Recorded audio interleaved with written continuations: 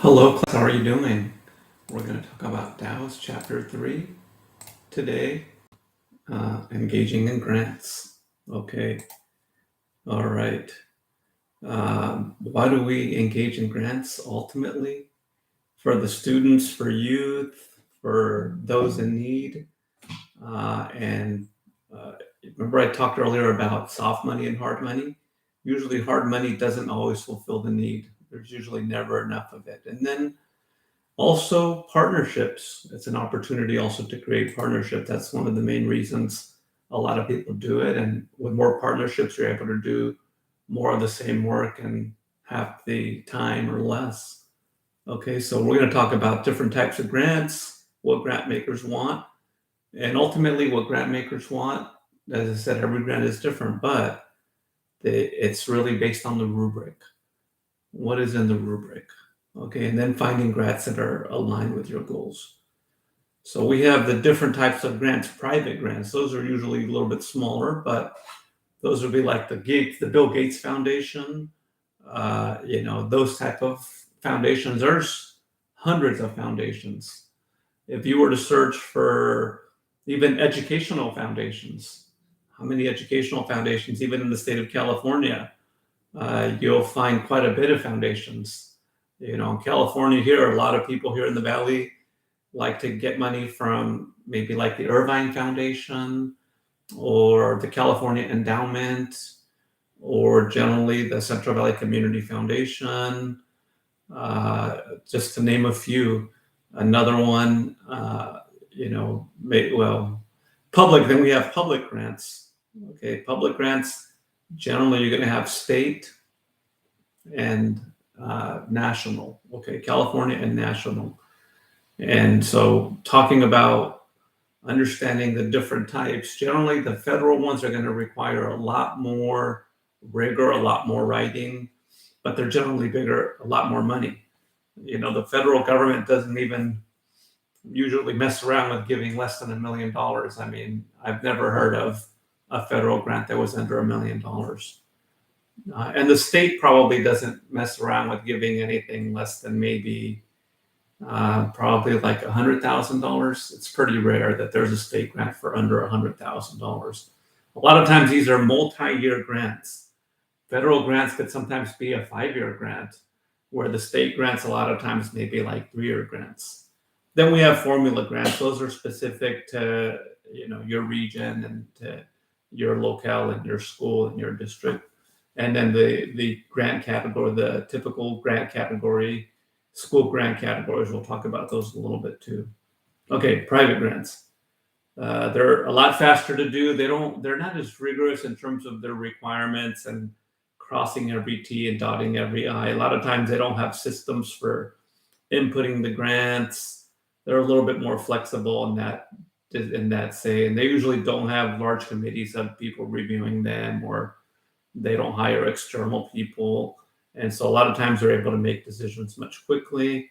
The awards are smaller. Sometimes it's 10,000, 5,000. I think, what was it? The Wonderful Grant here in the Valley, something called the Wonderful Grant. I think it's like $5,000 or $10,000. And no, I'm sorry, it's 50,000. But there's like hundreds of people that apply. I mean, there's so many for such a small amount of money. But there's a lot of those. Okay. And they can shift priorities pretty quickly because, they're small and they're private. Okay. Then you have the public grants. They're a lot larger. As I said earlier, the state ones may be 100,000 to like 3 million, where the federal ones may be like 1 million to sometimes, I don't know, 15 million. They're a lot more complex, right? They're longer timelines, again, 3 or 5 years, and they require a lot more reporting mechanisms. Okay. School grants are really like construction grants, operational grants, or program grants, and those are typically come out of the U.S. Department of Education or the California Department of Education. Okay, knowing what grant is right for you, and especially as your novice grant writers, I say you try to go for the small grants to get sort of your feet wet, to get a success. Something for 10,000, 50,000, 100,000. I think that's really where you start. And then you have, you build a rapport, you build a track record of success as you move up into the bigger grants. At least that was my strategy when I started, probably like 25 years ago, writing grants for, $5,000 and $10,000.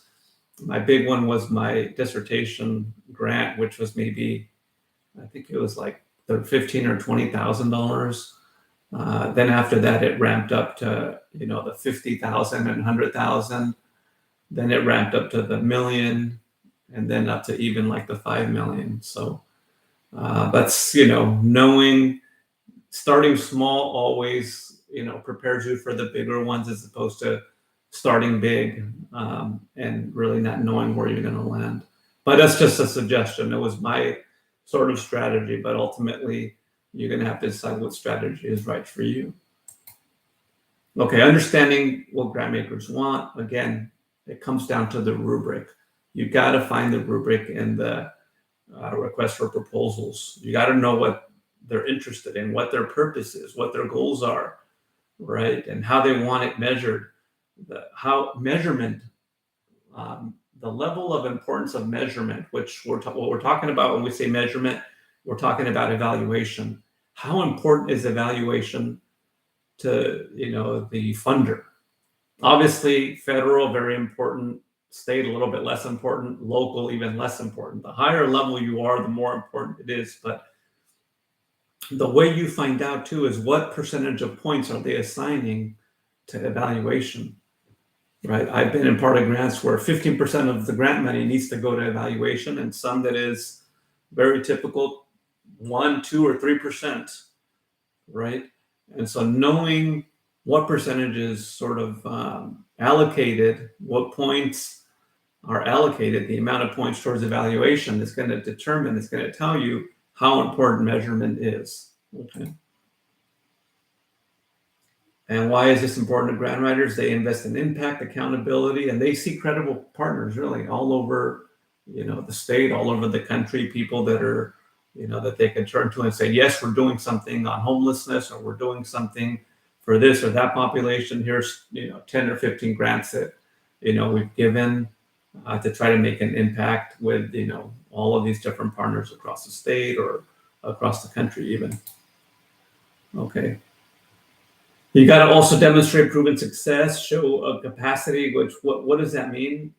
That's what, as I was saying earlier, you start with the small grants, right? That way you could say, hey, I have already 3 grants to this purpose, for 50,000 each. Now I'm going for, 250,000 or 300,000, right?